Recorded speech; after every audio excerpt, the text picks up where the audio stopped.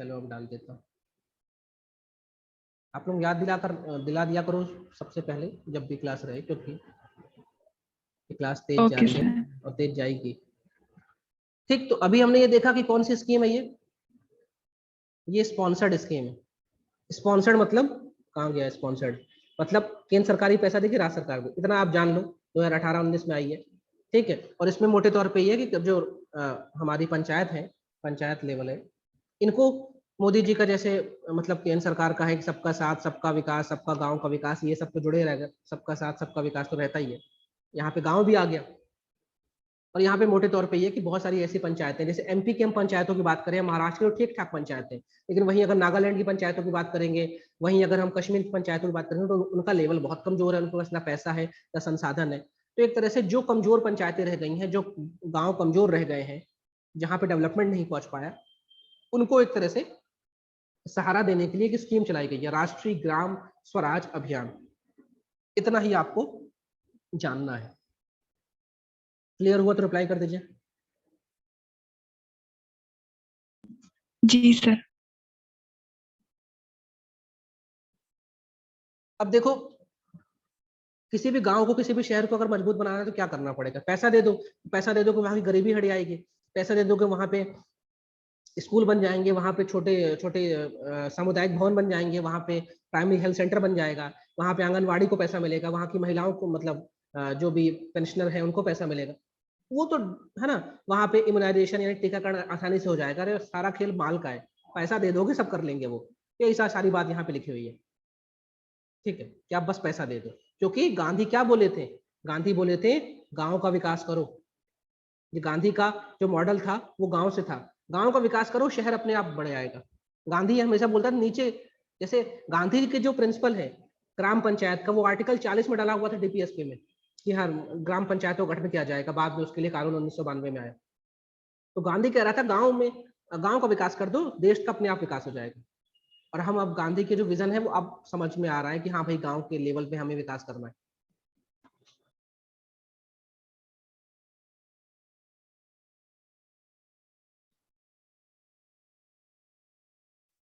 अगली न्यूज में चलते हैं।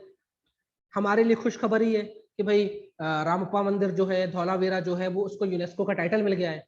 लेकिन किसी के लिए दुख दुख खबरी भी हो गई। एक लिवरपूल नाम का शहर है, लिवरपूल, ये कहाँ पे? ब्रिटेन में।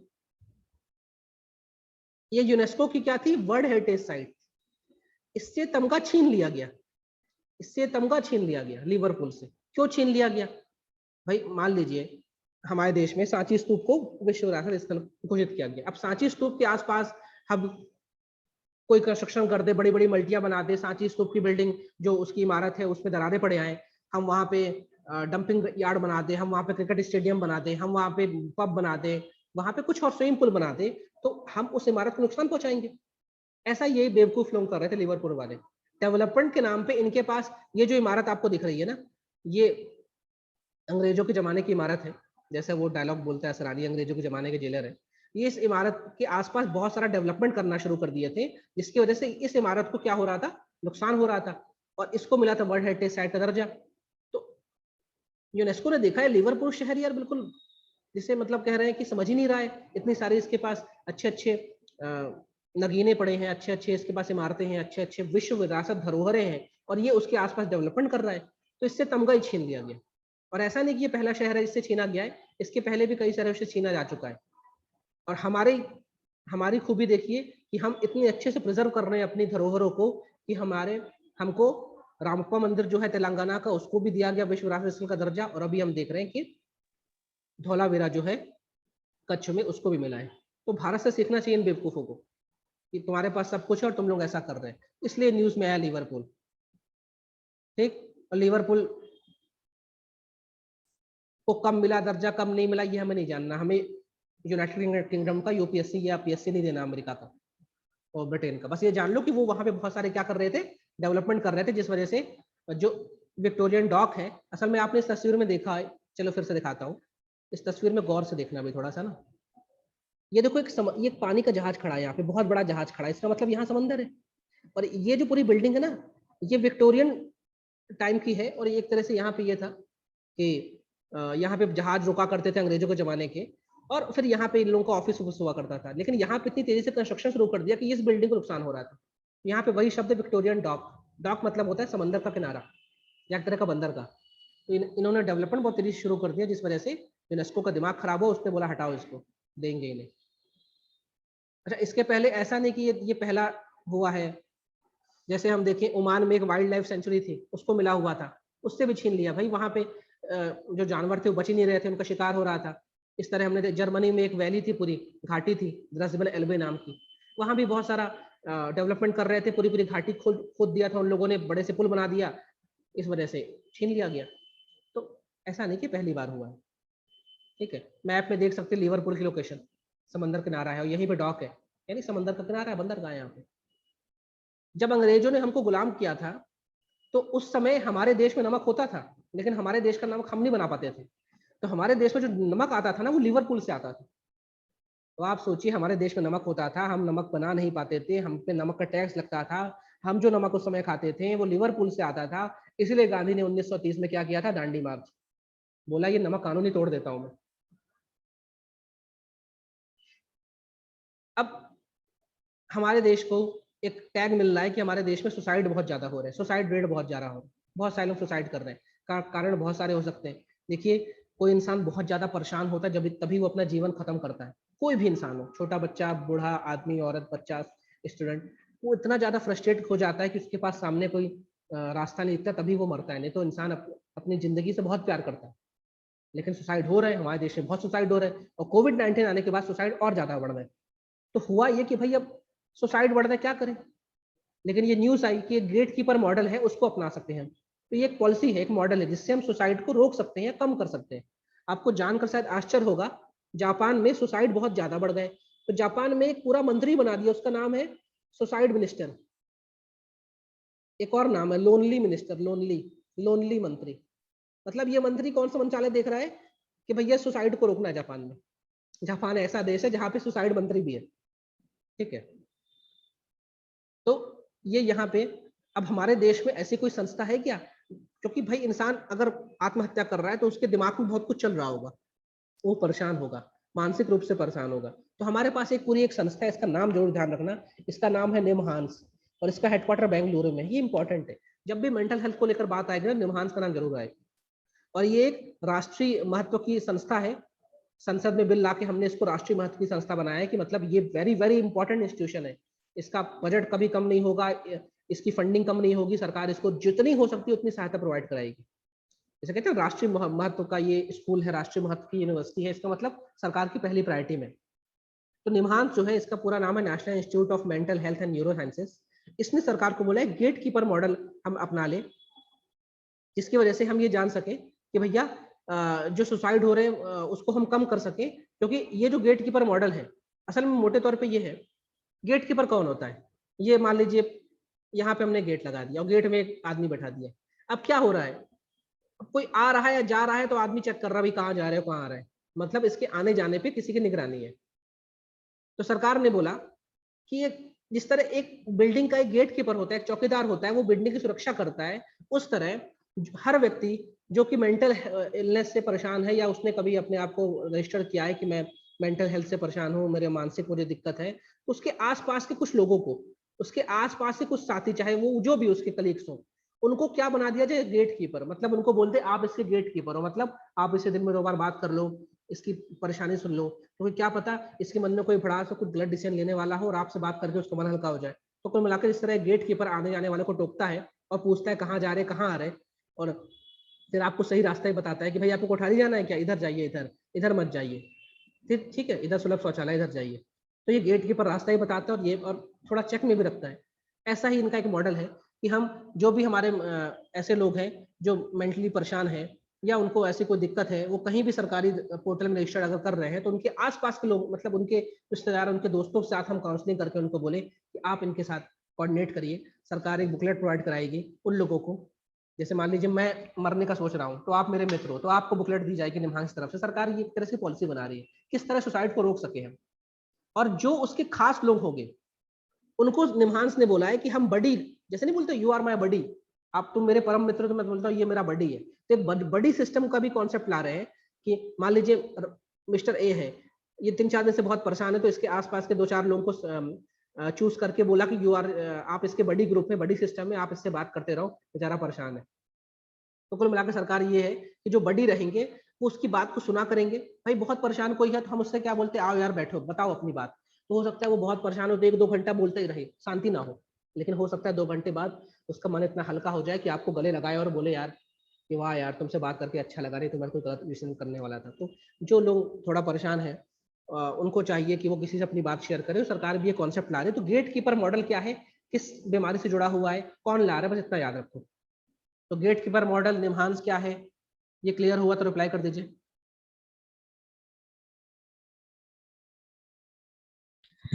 जी सर। क्योंकि ये ऐसी चीज है, अगर नहीं पढ़े रहोगे तुक्का नहीं मार पाओगे एग्जाम में, गेट कीपर किसके बारे में था।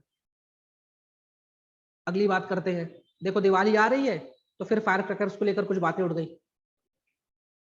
फायर क्रैकर मतलब पटाखे, फुलझड़ियां। फिर पटाख भाई पिछले जैसे क्या होता है, हमारी जो नई दिल्ली है, ये कहने को नई दिल्ली है, आप लोग कुछ कर रहे हो क्या, कमेंट वमेंट, मेरा पेन टैप हैंग हो रहा है। कहने को ये नई दिल्ली है, लेकिन इसको एक और नाम है, इसका एक और नाम है क्या, pollution country, pollution capital of world, pollution capital of world,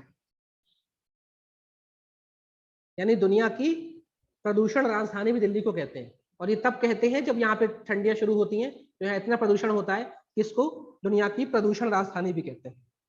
और दिवाली आएगी तो पटाखे फोड़ेंगे, फिर प्रदूषण होगा। तो एक संस्था बनी है, इसका नाम है एनजीटी, नेशनल ग्रीन ट्रिब्यूनल। ये एमपीपीएससी प्रीलिम्स के सिलेबस में है। ये एक कानून से बनी है और संसद में बिल पेश हुआ था, 2010 में बन के तैयार हुई थी। और इसका जो मुखिया होता है वो सुप्रीम कोर्ट का जज होता है, यानी इसका जो चेयरमैन होगा सुप्रीम कोर्ट का जज होगा। और ये पूरा पूरा ट्रिब्यूनल है। ये क्या है, ट्रिब्यूनल है, प्राधिकरण है, मतलब ये फैसले दे सकता है, ये कोर्ट जैसे फैसले सुना सकता है।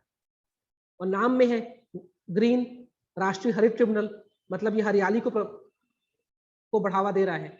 और भैया आप पटाखे जलाएंगे, प्रदूषण फैलाएंगे तो हरियाली कैसे होगी। तो एनजीटी ने पिछले साल बैन लगा दिया था कि भैया दीवार नई दिल्ली में या जो एनसीआर है, एनसीआर में कोई पटाखे नहीं जलाएगा।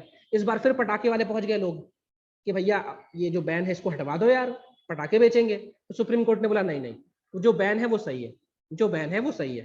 क्योंकि जो एनसीआर है, नेशनल कैपिटल रीजन, यहाँ की एयर क्वालिटी इतनी ज्यादा कम हो जाती है, इतनी बेकार हो जाती है कि लोग सांस नहीं ले पाते। इसलिए इसने बोला कि भाई वो जो बैन है वो चलेगा, जो बैन है वो चलेगा। तो समझ में आया क्या इशू था। जी सर। बढ़िया। अब इसी से जुड़े हुए क्वेश्चन है। पहला सवाल है कि हाल ही में किसको यूनेस्को ने अपनी वर्ल्ड हेरिटेज साइट की लिस्ट से हटा दिया, रिमूव कर दिया, रिप्लाई करो चैट में।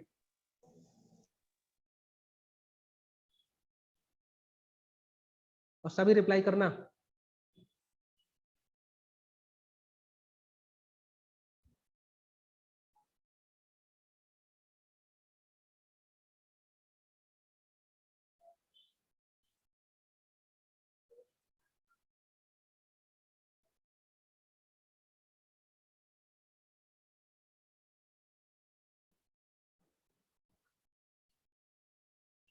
देखो यहाँ पे एक शब्द है रिसेंटली, अगर यहाँ रिसेंटली नहीं होता तो हम कंफ्यूज, लेकिन हाल ही में किया तो लिवरपूल को हटाया। लेकिन लिवरपूल के अलावा ये ओमान की वाइल्ड लाइफ सेंचुरी को भी हटाया जा चुका है, द्रसबेन वैली जो जर्मनी के, उसको भी हटाया जा चुका है।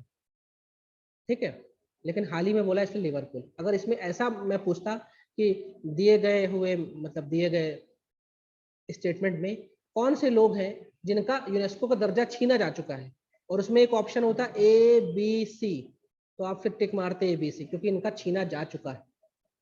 भारत के साथ ऐसी आज तक कोई घटना नहीं हुई कि हमको कोई दर्जा दिया गया हो वर्ल्ड हेरिटेज साइट को और छीना जा चुका हो। ठीक है, बढ़िया। अगला क्वेश्चन सीसीआई को लेकर अटेम्प्ट करिए।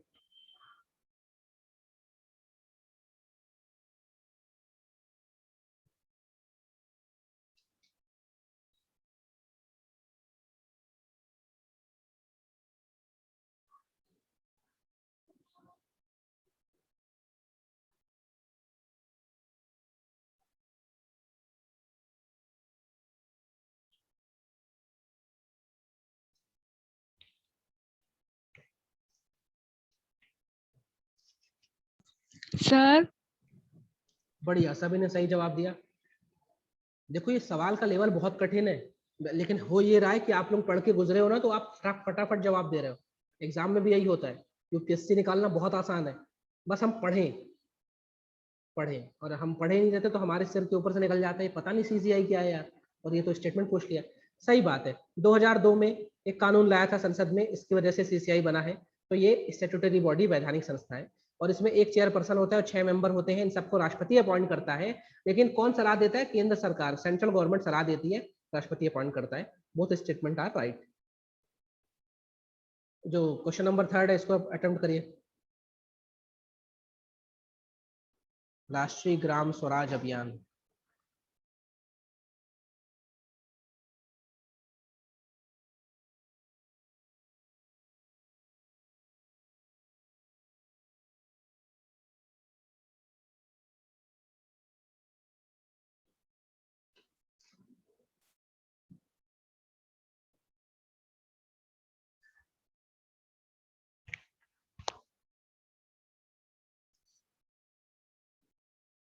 बढ़िया, दोनों स्टेटमेंट सही है। हमारे देश के सारे राज्यों में और सारी यूनियन टेरिटरीज में ये प्रोग्राम चल रहा है, और इसका काम ये है कि हम अपने पंचायती राज इंस्टीट्यूशंस को मजबूत बना सकें, और जो सतत विकास लक्ष्य है, सस्टेनेबल डेवलपमेंट गोल्स है, ठीक, ये हमें 2015 से शुरू हुआ है, 2030 तक पूरा करने हैं। इसमें कुल 17 लक्ष्य है। इन 17 लक्ष्य में जो पहला लक्ष्य है वो है कि नो पॉवर्टी, गरीबी नहीं रहे। दूसरा लक्ष्य है जीरो हंगर, कोई भूखा ना रहे। तीसरा लक्ष्य है कि हेल्थ एंड न्यूट्रिशन, सबको स्वास्थ्य, मतलब सब स्वस्थ रहे, सबको पोषण मिले। ठीक है, इस तरह के 17 टारगेट है, और अल्टीमेटली साफ वही है, आप पैसा दे दो, सारे टारगेट पूरे हो जाएंगे, क्योंकि पैसे तो सब होगा, तो एसडीजी गोल्स भी पूरे हो जाएंगे। सही है। और ये मेंस का एक क्वेश्चन है, 250 वर्ड में, एमपी यूपीएससी मेंस का 15 मार्क्स का ये सवाल है। इसको अटेम्प्ट कर सको तो करना, कि भैया हाल ही वर्तमान की जो केंद्र सरकार है, तो वर्तमान केंद्र सरकार मतलब 2019 में चुनाव हुआ है, और वैसे तो 2014 से आ रही है। इसने हमारे पंचायती राज जो संस्थान है, इनको मजबूत करने के लिए क्या क्या कदम उठाए हैं, और प्रकाश डालिए इस योजना के ऊपर, राष्ट्रीय ग्राम स्वराज योजना के ऊपर थोड़ा प्रकाश डालिए, मतलब इसके बारे में थोड़ा सा ज्यादा बताइए। ये क्वेश्चन है मेंस का, इसको आप अटेम्प्ट कर रहे हैं तो बढ़िया है। और मेरी क्लास 5 डे वीक रहेगी। 6वें दिन करंट अफेयर्स की मैराथन क्लास रहेगी। मुझसे मिलना है, कोई डाउट पूछना है, आप व्हाट्सएप में पूछिए, और फिजिकली मिलना है तो मुझसे मिलने आपको राजवाड़ा आना पड़ेगा। राजवाड़ा में शनिवार को मिलूंगा, इस शनिवार को छोड़ के अगले शनिवार से दिन भर मैं राजवाड़ा में रहूंगा। ठीक है, तो आज की क्लास में को लेकर कोई डाउट हो तो पूछ लो,